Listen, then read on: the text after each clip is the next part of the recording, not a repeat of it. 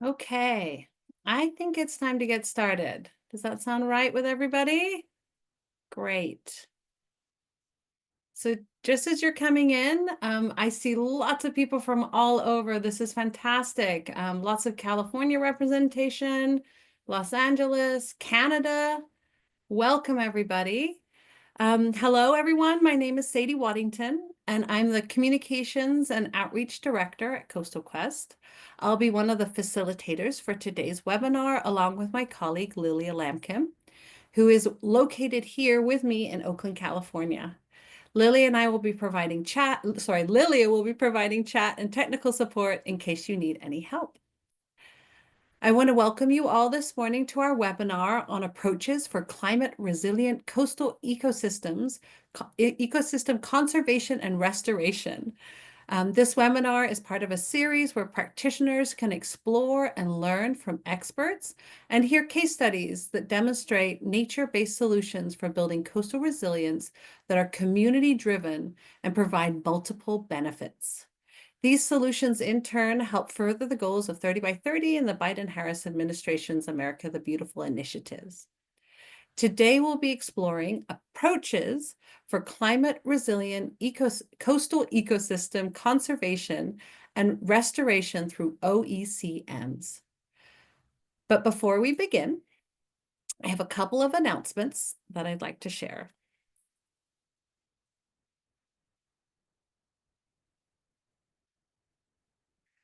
Whoops, sorry, went too far. There we go. Thanks. First, this webinar is being recorded. Coastal Quest may use the video footage recorded during the webinar for educational and promotional purposes. The recording of the webinar will be available for viewing on the Coastal Quest website after the webinar. Second, closed captioning of this webinar is available in multiple languages. To access closed captions, click the closed caption and translation button at the bottom of your Zoom application and select your language of choice. We do have our chat open, but we encourage all attendees to ask questions during the Q&A using the Q&A feature at the bottom of your Zoom application. This will allow speakers the option to answer questions online throughout the webinar.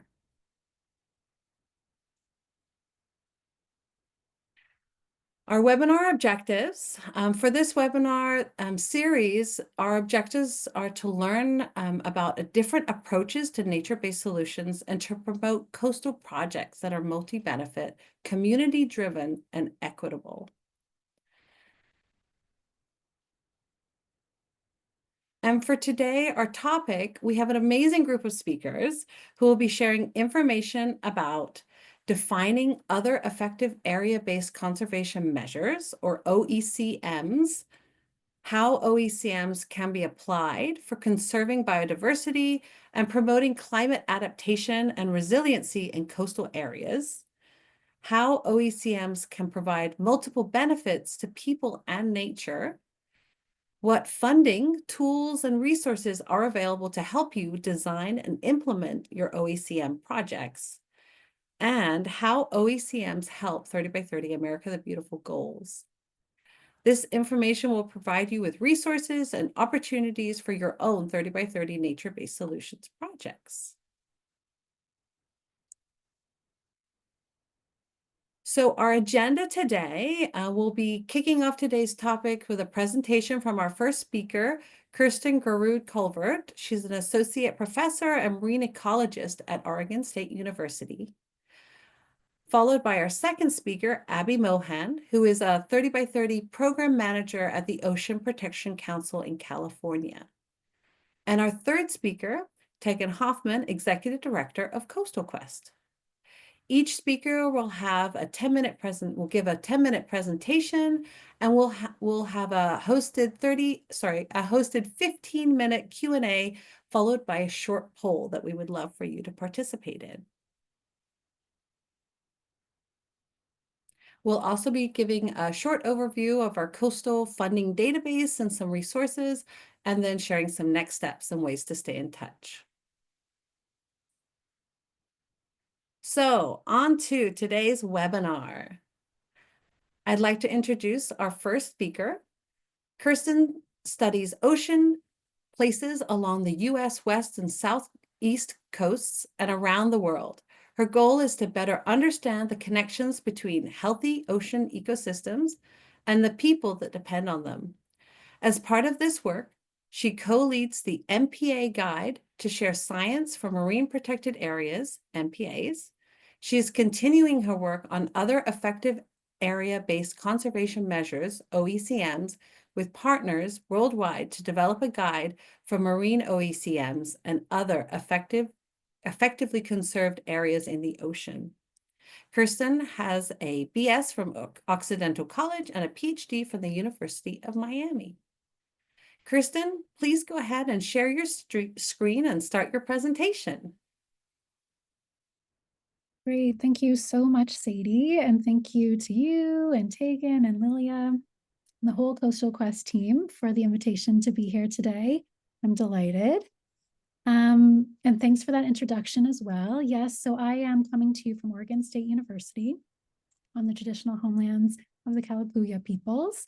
And today I'm here on behalf of many. Our OSU team here, Jenna and Bonnie below, are crucial to this work.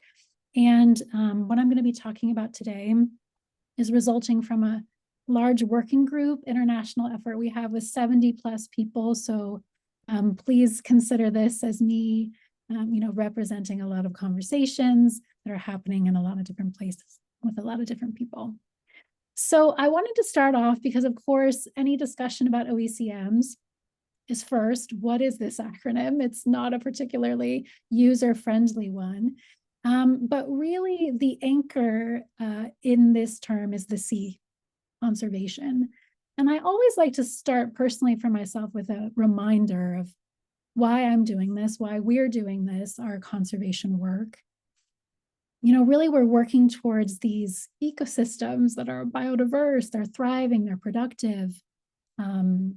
So, these ecosystems continue to support all the functions that we rely on and need, because ultimately they support people as part of this biodiversity and part of these systems.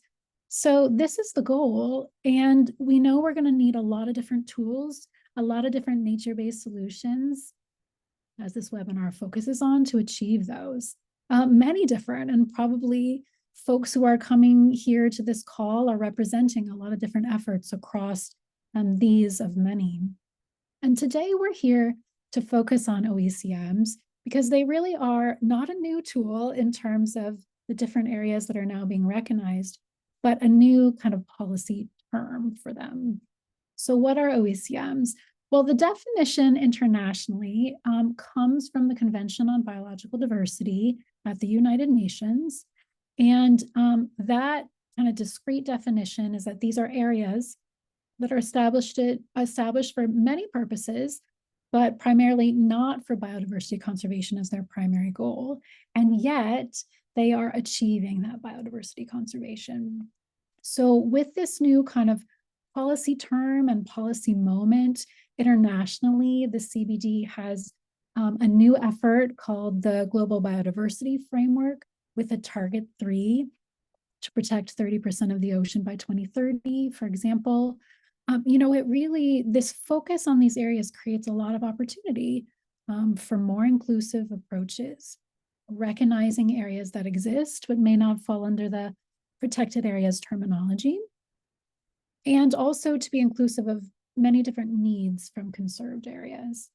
But there's also a challenge because as we think about what may or may not count as an OECM, how to make sure they're actually effective, because E in the other effective area-based conservation measures is effective. How do we make sure that what's being called an OECM is actually effective for biodiversity conservation? And importantly, in many different areas and contexts, sometimes OECMs mean different things policy-wise from country to country. And so some may not want that term protected area or even the term OECM, for example, for communities and peoples who are working to have indigenous and traditional territories recognized. So there's some things to consider when we think about OECM as a term. But the reality is that they're beginning to be reported by countries worldwide. The UN Environment Program holds the international database for these OECM areas that have been reported by countries.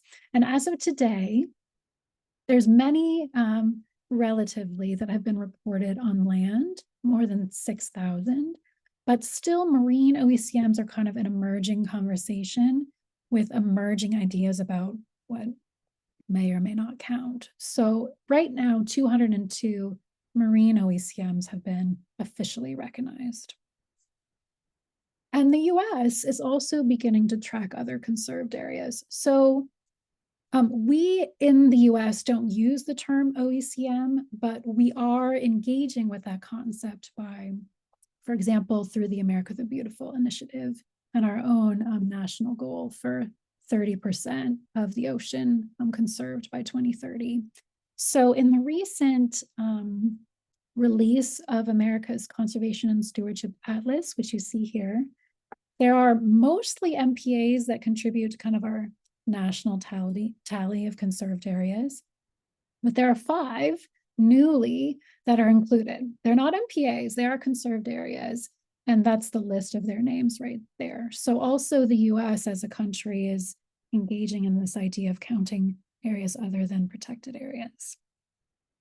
But the questions still remain. What should count? We want to be recognizing areas that are set up for conservation success, but also what should not count. In fact, in the early days of the UNEP database, there were some areas that were being counted that actually were probably unlikely to be true OECMs because there were destructive or extractive or unjust practices happening there. So even today, the number, that 202 number, is fluctuating.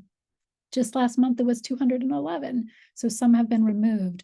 So we need to know how to use this term, how to recognize areas, and also at its core, how to make sure that marine and coastal biodiversity is benefiting in these areas. And we're seeing results and outcomes. So how do we do this? It's a tall order, and there are many different areas around the world with very unique contexts. So as I mentioned, I'm coming here today to kind of share some work of an international working group. And here are some of the times that we've gathered.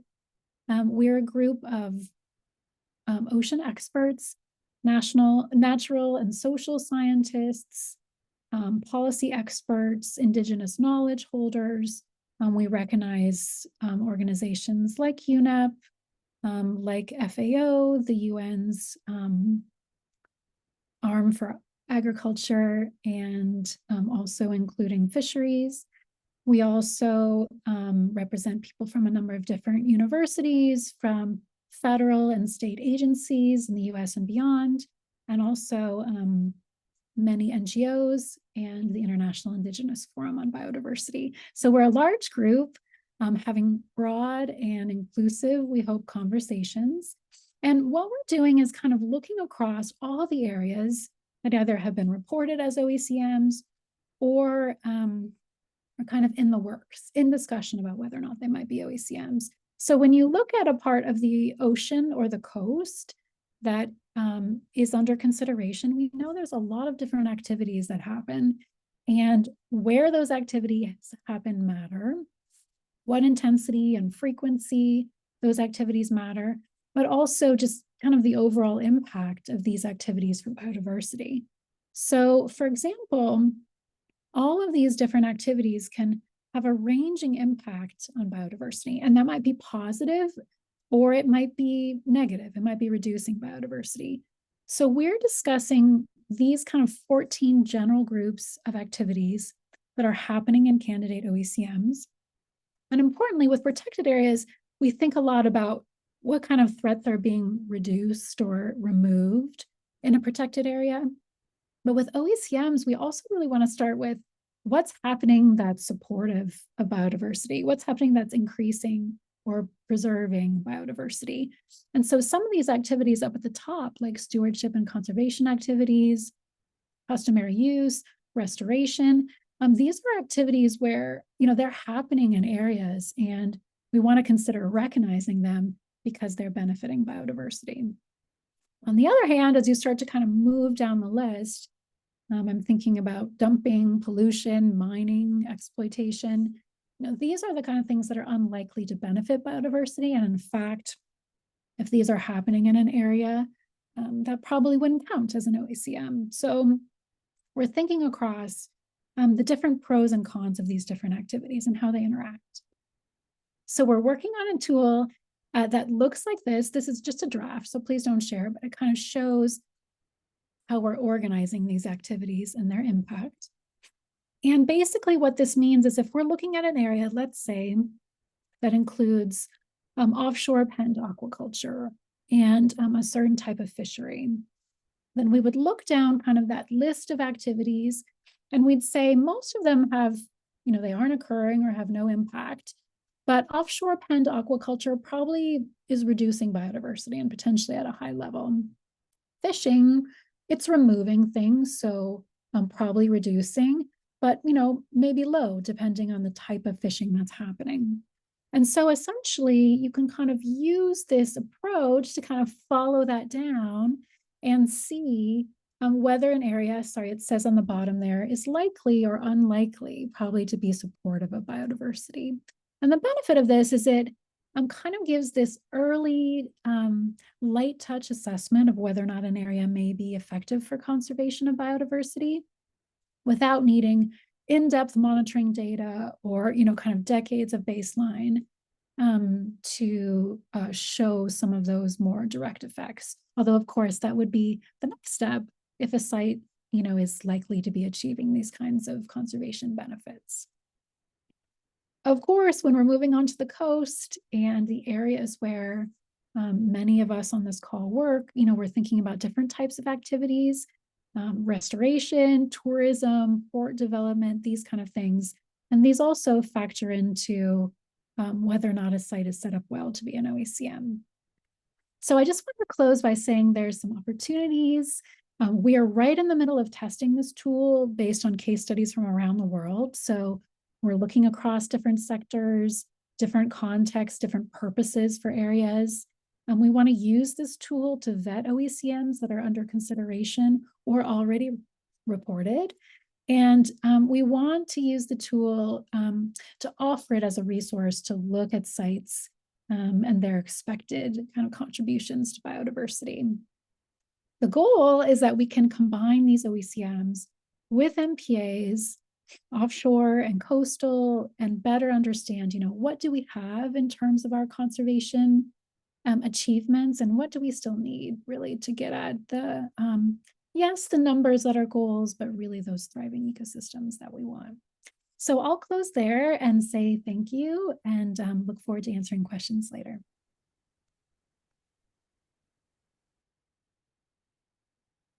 Kirsten, thank you so much for your presentation. That was really great. I appreciate it.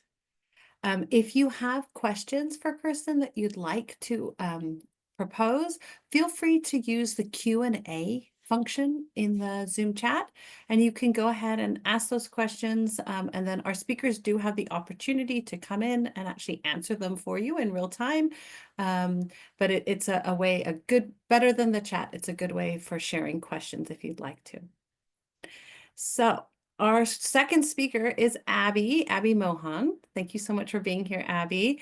Abby works for the Ocean Protection Council in California as a 30 by 30 program manager. Prior to joining OPC, she worked for a climate change research firm on the intersection between coastal use, coastal policy, coastal science, and best practices in communicating these complex issues to the public, both locally and in the San Francisco Bay Area, as well as internationally, focusing on blue carbon, mangroves, conservation and restoration, and the rise of the shallow groundwater layer in sea level rise. Abby holds a BA in geography and an MS in marine science from San Francisco State University. Abby, please go ahead and share your screen and start your presentation. And you are muted.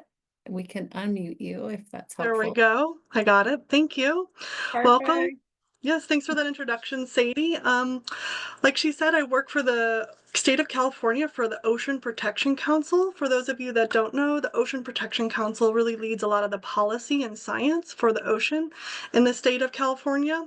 And within the Ocean Protection Council, I sit on the biodiversity team. So I think all things biodiversity all the time. And within that, I am one of the 30 by 30 program managers. And today I'm going to sort of talk about what is 30 by 30, what is the 30 by 30 effort in coastal waters in California, how we're thinking about and looking at OECMs, and then some additional opportunities.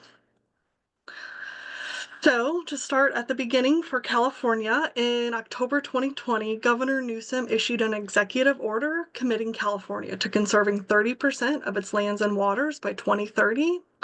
This put California at the leading edge of an international movement to protect nature.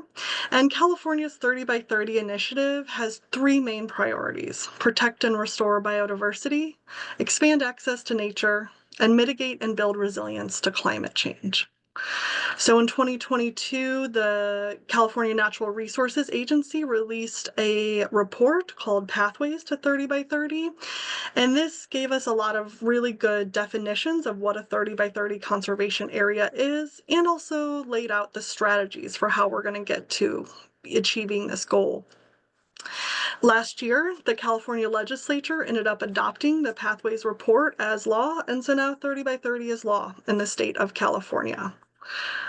So Pathways defines 30 by 30 conservation areas that are durably protected and achieve biodiversity outcomes. Right now, our state MPA network of 16.2% of marine protected areas aligns with this definition that is laid out in Pathways. So the Ocean Protection Council is leading the efforts in coastal waters, and we really have four strategies in order to achieve this goal. The first is adaptively managing the state's marine protected area network. The second is strengthening biodiversity conservation in California's national marine sanctuaries, which cover 40% of our state waters.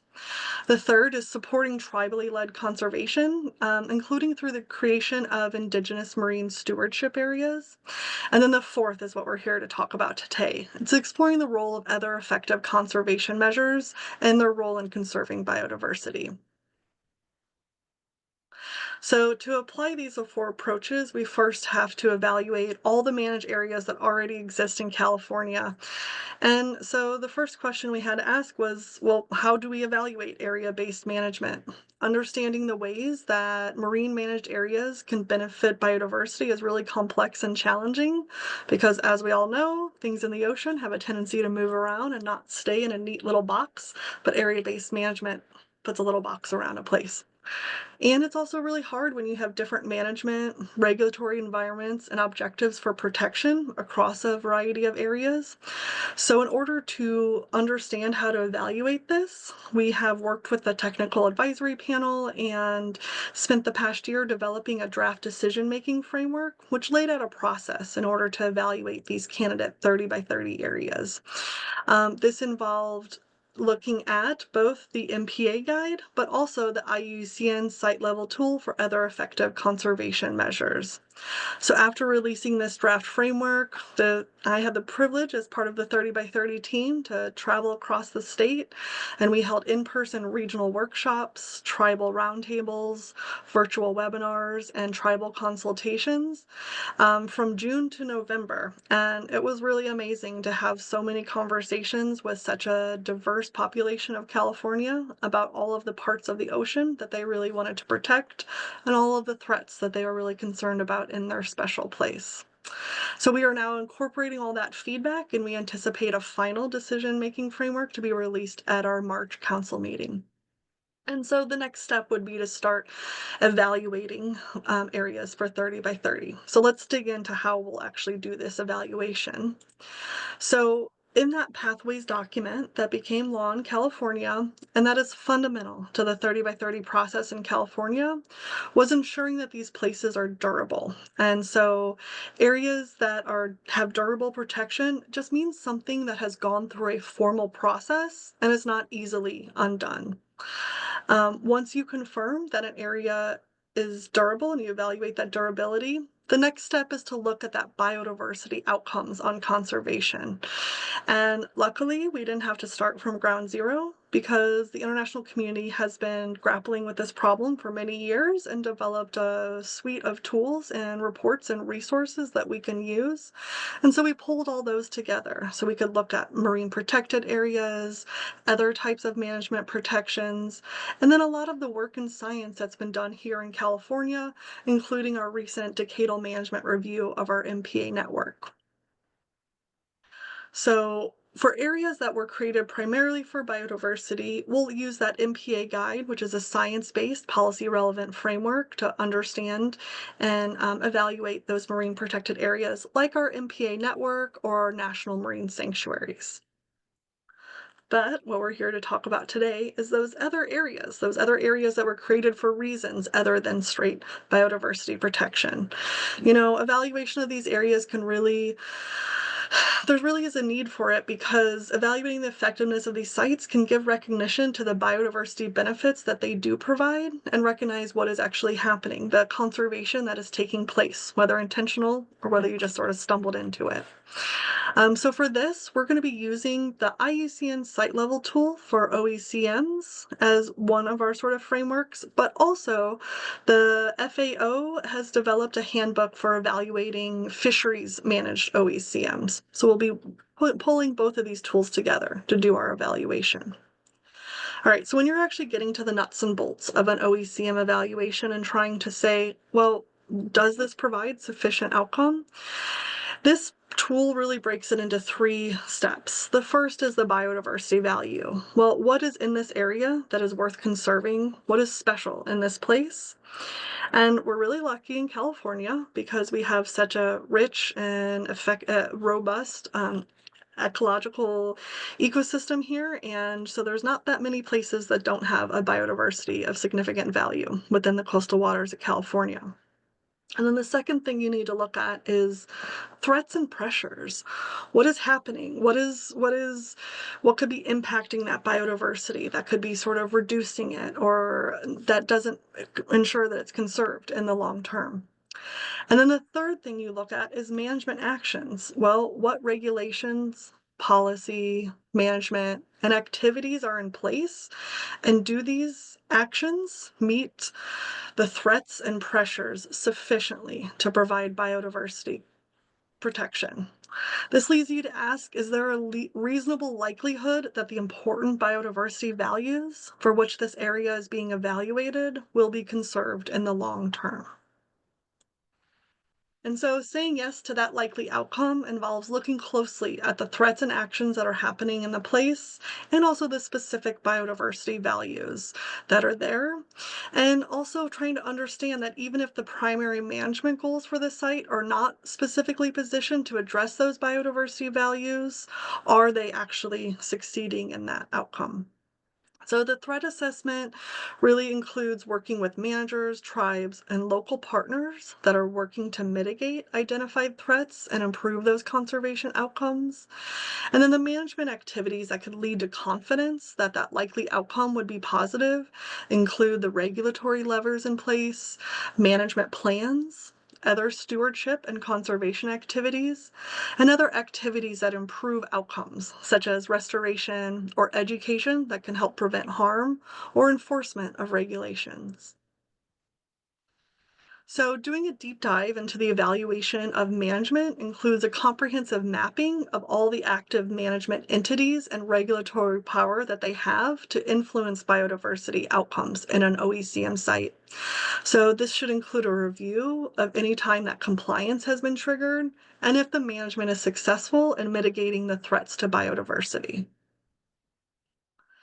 So we are still finalizing our framework and we don't expect official evaluations to happen until next spring or summer. However, in preparation, we have been doing some preliminary evaluations to try to see, well, like what OECMs exist in California and could they possibly meet that bar of a 30 by 30 conserved area for the state.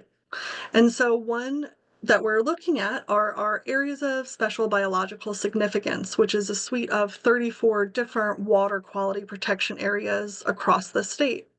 These water quality protection areas were put in place a long time ago. In the case study that I'm talking about right now, the Trinidad Bay one, it has been in place for 52 years.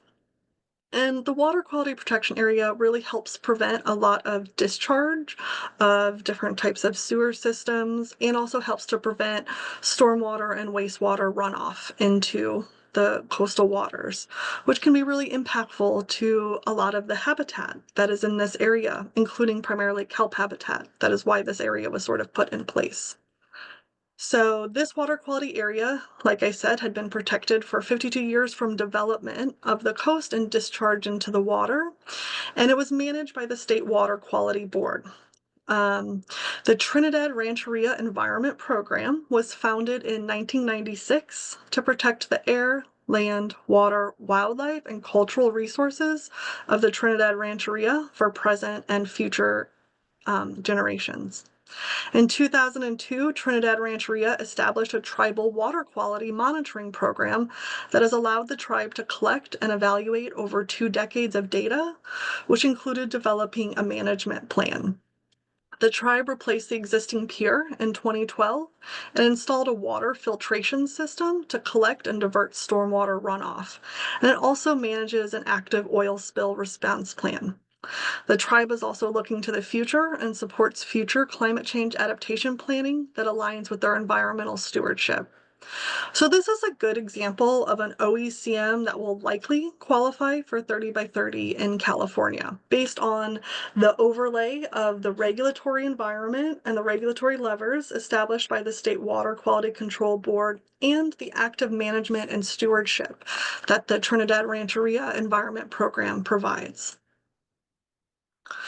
So, however, in working through some of these early case studies, we really have identified some challenges with OECMs, also some opportunities, but a lot of the challenges that we're coming across, looking at that OECMs can really be a broad category and a wide variety of management objectives and uses, and so the outcomes can vary significantly. Some places may only really protect one species, some places may be protecting that ecosystem or that habitat, and some places may be protecting all of the biodiversity that's in the area.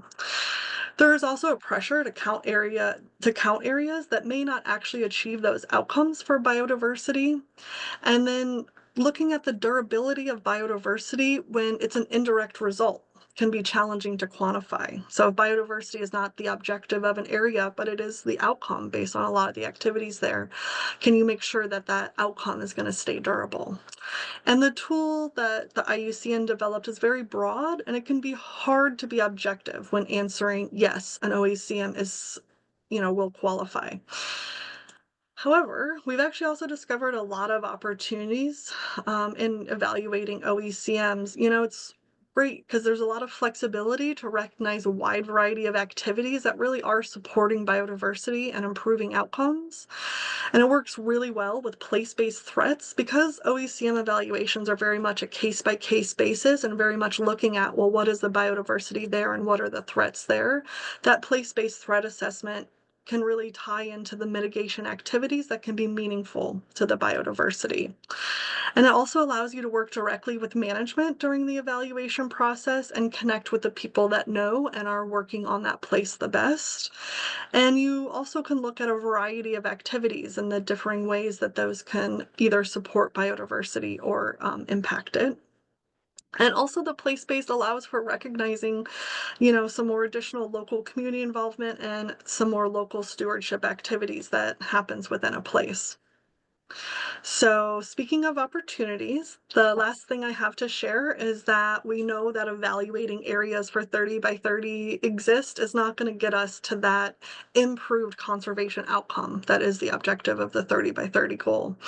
So the state is also investing in 30 by 30 to ensure enduring conservation outcomes and to strengthen biodiversity protections. So the Ocean Protection Council is releasing a request for proposals in January 2025, and will solicit proposals in 3 priority areas: action-oriented science, expanding and accelerating local environmental restoration and stewardship, and restoring and revitalizing Indigenous stewardship. Overall, these investments in research, restoration, and stewardship will strengthen and advance biodiversity in state coastal waters and advance the state's 30 by 30 initiative so we can get to that goal. So thank you very much for listening and for listening to the quick tour all through California, and I look forward to the discussion. Thank you so much, Abby. That was really informative. Really appreciate that.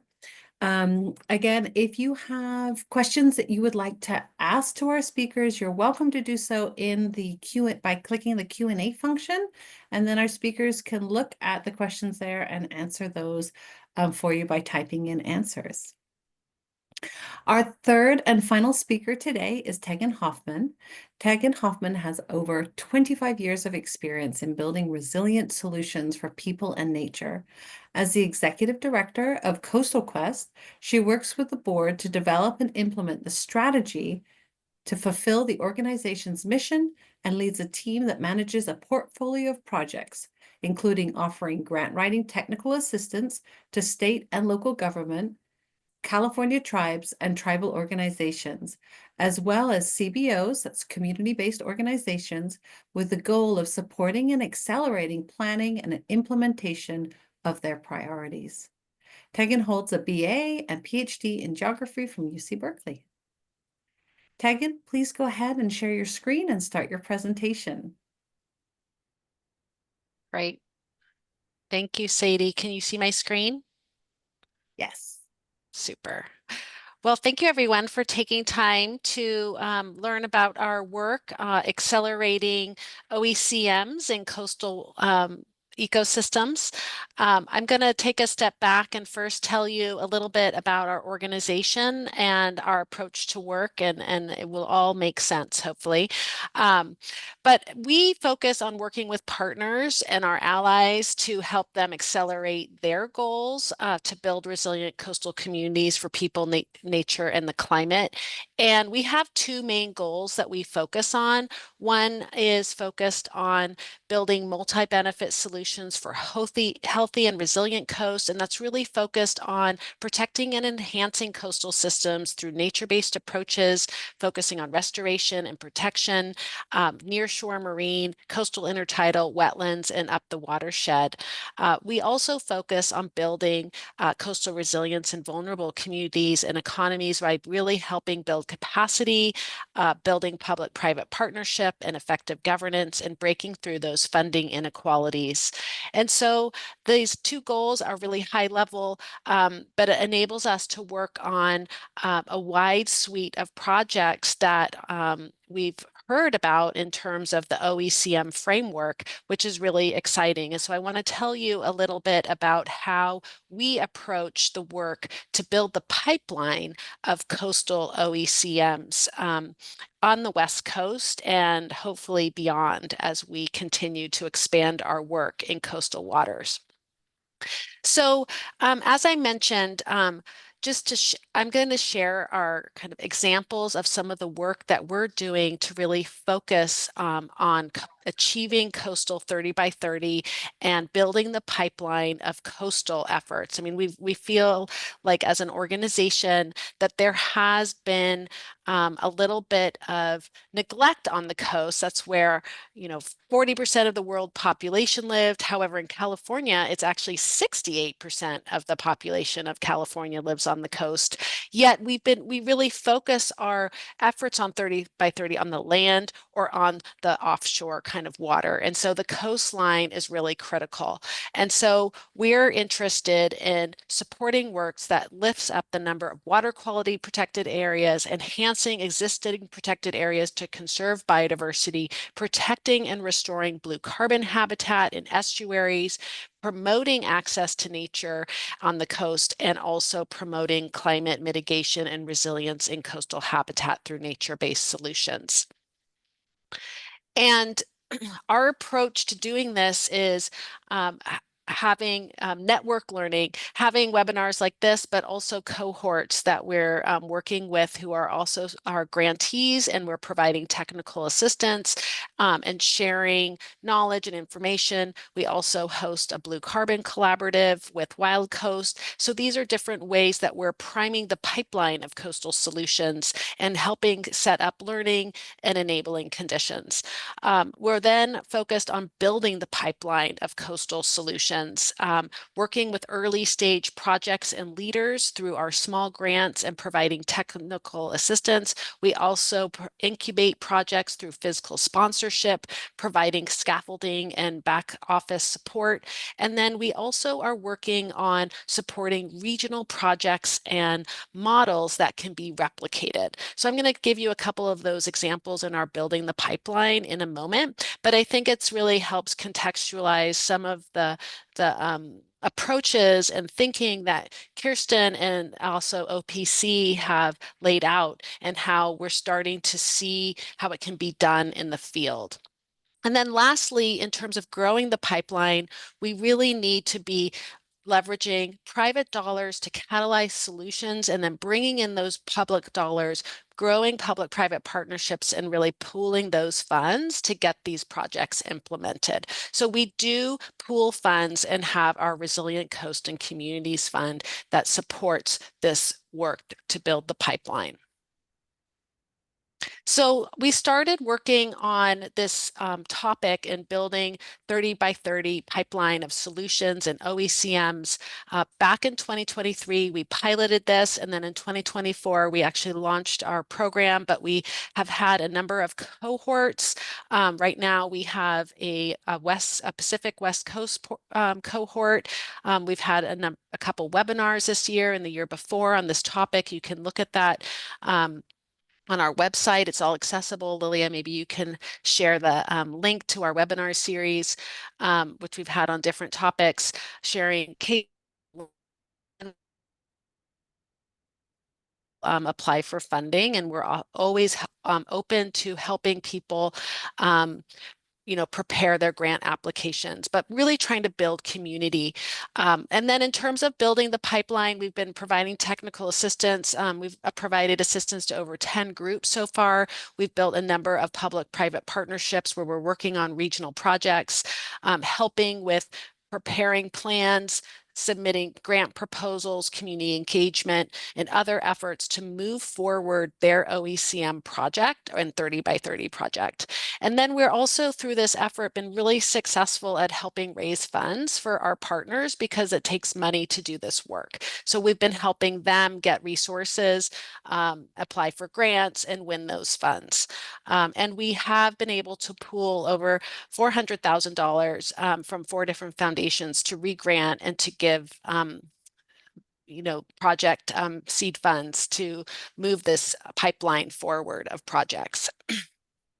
So just to contextualize it a little bit more, I'll share a couple of examples of our network learning, which I've already shared a little bit with you in the background, but these are some of our topics that we've had. You can see in our website around launching early stage projects, attaining coastal land. This is some of the guidelines. We have some tools in our cohorts that we work with around how to get to their destination, and they can learn from each other. We have the coastal funding database that Lilia will talk about, that has over 350 subscribers. It's updated every other week.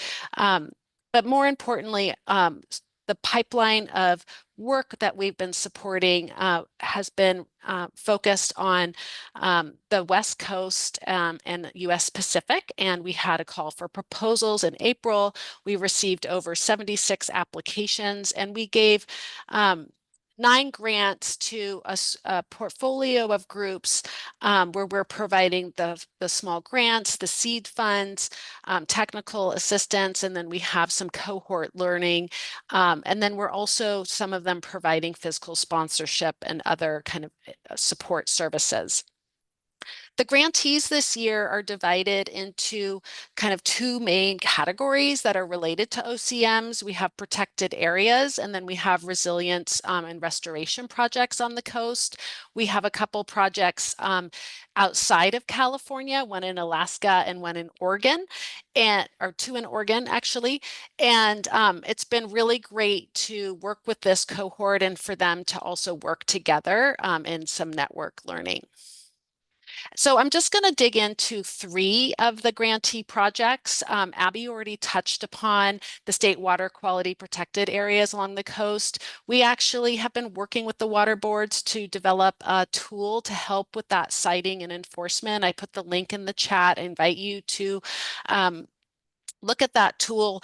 But we think there's a huge opportunity here to expand this network of water quality protected areas, and gave a small grant to California Coastkeeper for us to work with them in helping support developing nominations along the coastline, and piloting the use of the tool as well.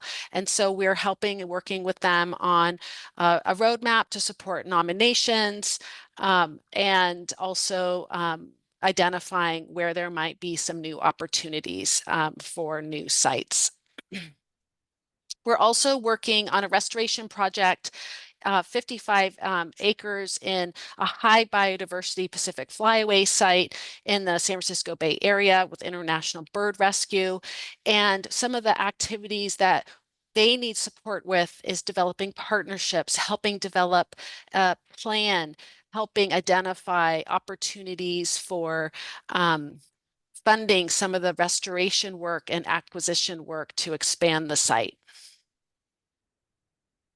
And then the last example I wanted to share with you is working with Ariba South Coast and Pescadero, where they've identified a 6-mile stretch of coastline to develop a multimodal, multi-benefit trail to connect the community with coastal recreation assets, and also reduce risk of flooding, sea level rise, and restore the marsh. And so we're helping them with some partnership development, developing a work plan, and also a grant proposal to the Coastal Conservancy for developing a community vision and master plan.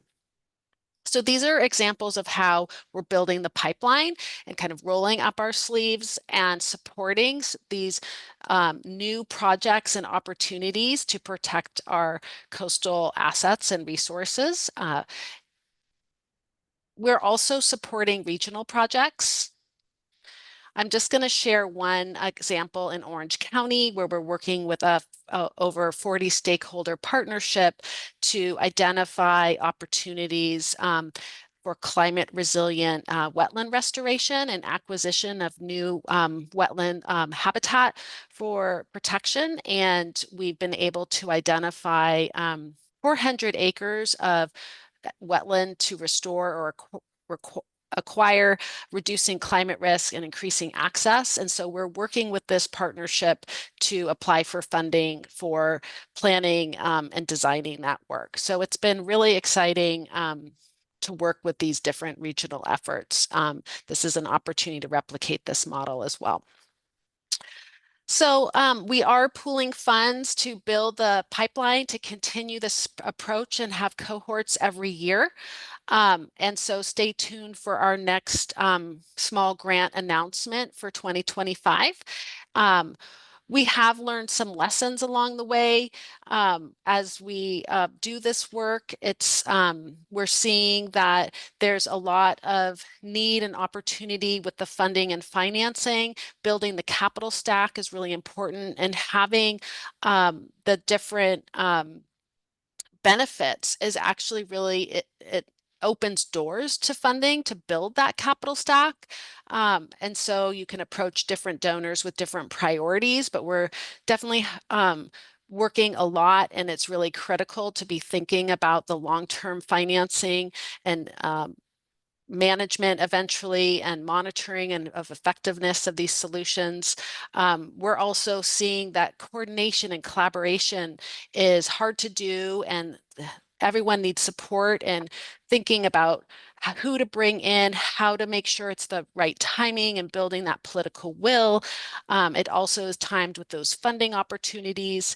And so what we're seeing as projects mature, needing different technical support services. Now, as some of our projects have matured from our 2023 cohort into 2024, we're seeing needs for permitting. We're seeing needs for other forms of implementation or construction costing. And so these are lessons on our team of how we can support our projects better, and that this network learning is so critical and important. Excuse me. So we really think of ourselves as an accelerator of these community-led coastal resilience and nature-based solution efforts for achieving coastal 30 by 30 goals. And most of the work that we're doing are OECMs. And we're just really excited to continue this work. And so encourage any of you to reach out to us and partner with us. We're think it's the time for the coast now, and we are scaling, and look forward to hearing from you. Thank you so much, Tegan.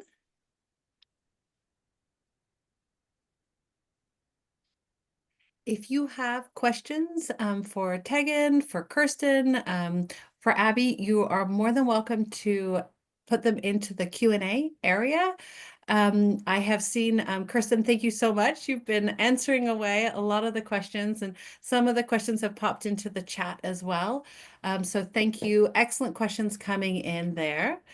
We do have a few minutes for a Q&A session, and I have a couple questions that we put together. We asked our registrants to ask questions as they signed up, and so we wanted to pull from some of those. And I'm going to start us off with one that will have our speakers answer. And Lily, if you want to make it so we could see all our speakers at once in the gallery, that would be great. So what I'd like to propose, and maybe Kirsten, if you'd like to kick us off, is what do OECMs look like in practice? How do they vary across different countries and states? I'm sorry, counties and states. We'll get international in just a minute, but counties and states. How does the reception of these practices look different? I was hoping you could kick us off, and Abby, if you'd like to add on, and of course Tegan as well. Thank you.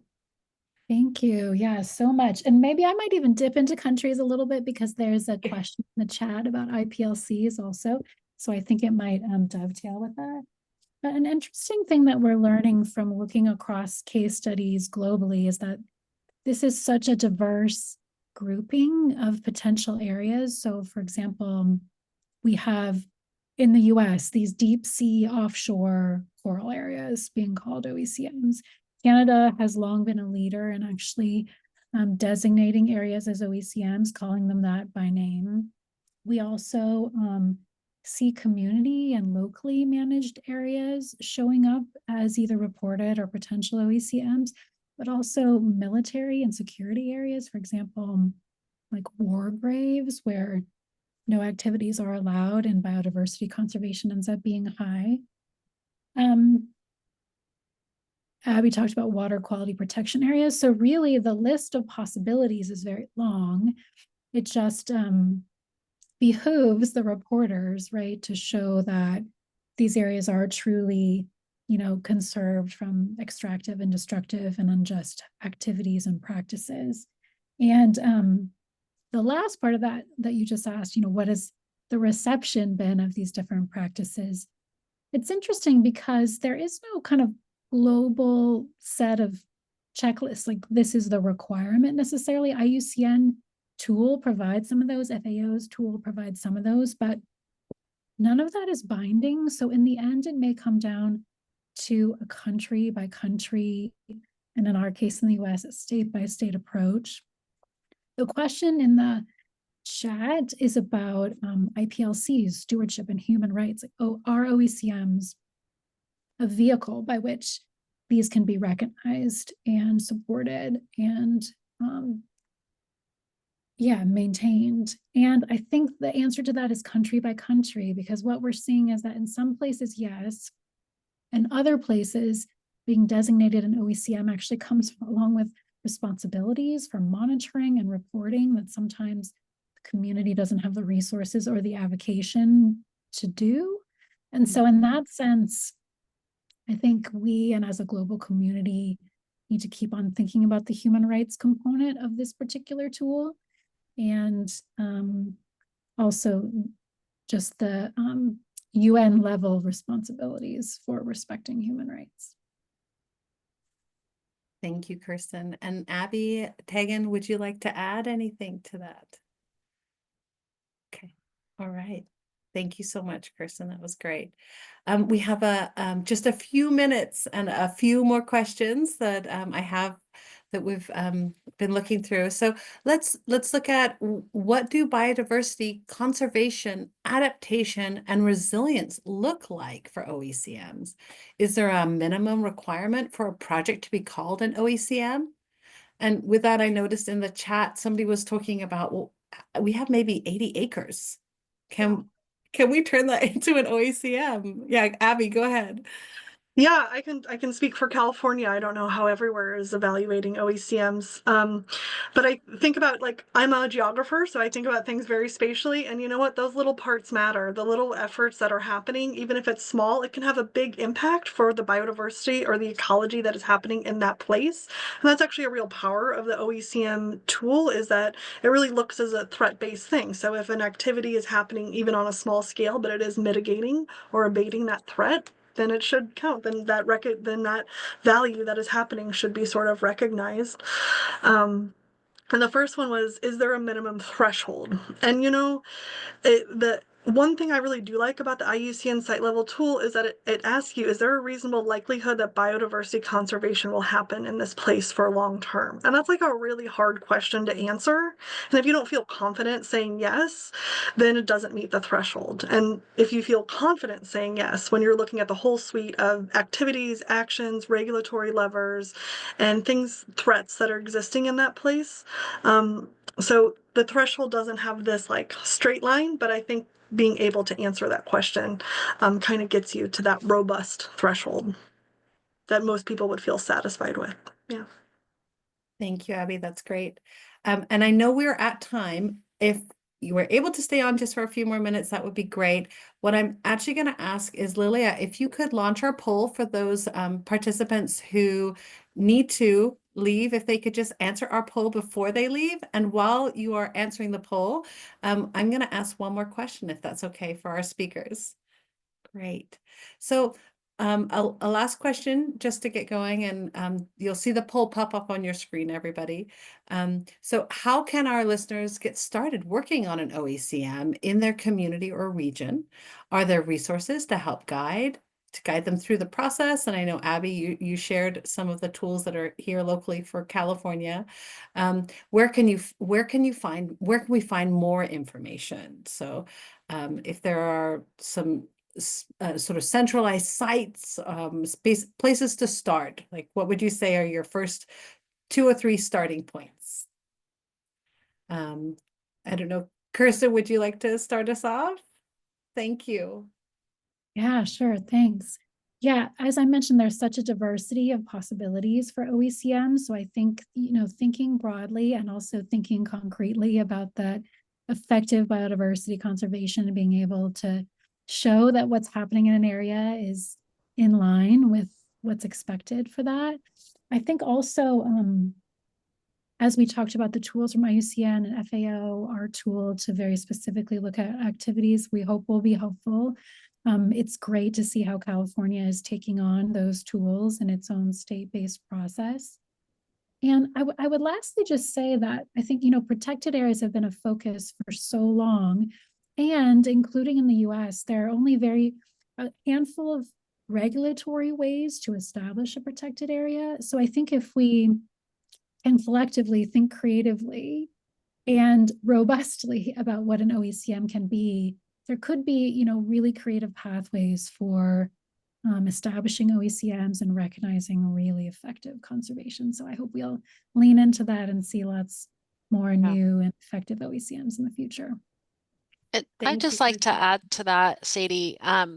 We had 76 applicants articulate in a 15-minute kind of RFP that we had for our small grants program, the site location, who were the stakeholders involved in a project, what were their goals. And I think it really comes from the places where people are working and showing that they have some support and a a set of goals of what they want to achieve, and that's how it starts, right? So it can really be of any size, and it is meaningful. Like Abby said, it's like any size, big or small, putting these things together has meaning and adds value to the community goals, whether it's about increasing biodiversity, and reducing risk of sea level rise, if it's a nature-based solution, sequestering carbon, increasing access. I mean, all these things are important, and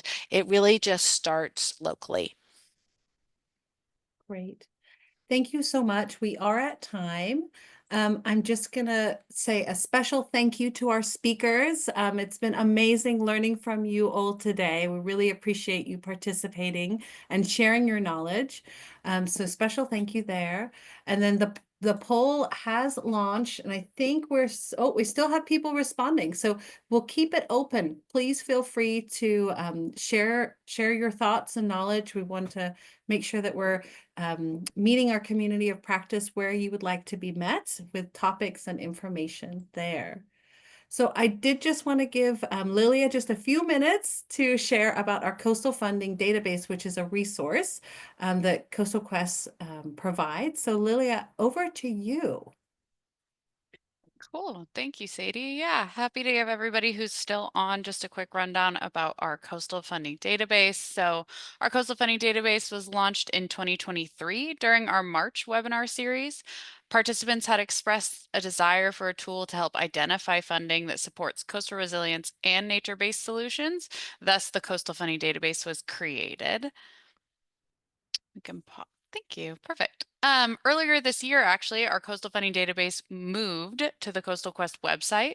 So in the database, you will find grant opportunities that support a wide range of multi-benefit coastal solutions, including nature-based solutions, disaster resilience, and 30 by 30 protection, conservation, and restoration opportunities. The Coastal Funding Database includes international and U.S. national opportunities, additionally opportunities for a variety of U.S. states that are added with a special focus on California, Oregon, Washington, Alaska, and Hawaii.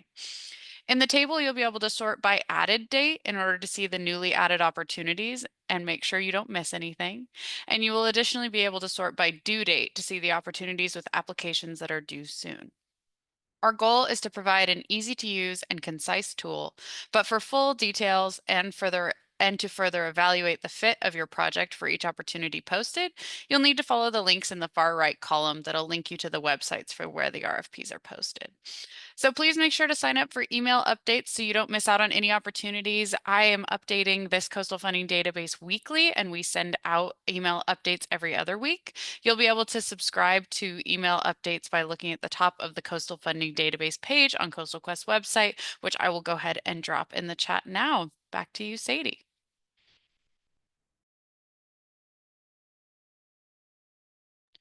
Oh, you are on mute. I had so many good things that I said just then on mute. Apologies. So just really quickly, the session has been recorded and we'll be posting it online and sharing to all those who have participated, along with a short survey. And we appreciate your feedback always. Please reach out to us with any questions, and be on the lookout for future webinars and resources. As Tegan mentioned, we plan to be launching another round of small grants in the spring 2025, and we'll be announcing details on that.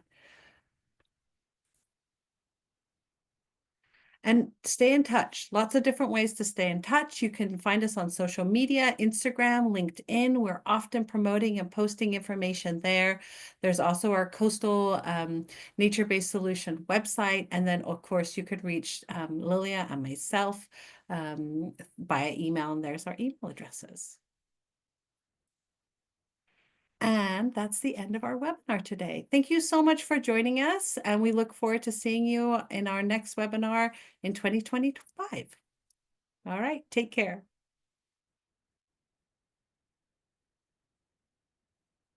Lilia, we can stop recording.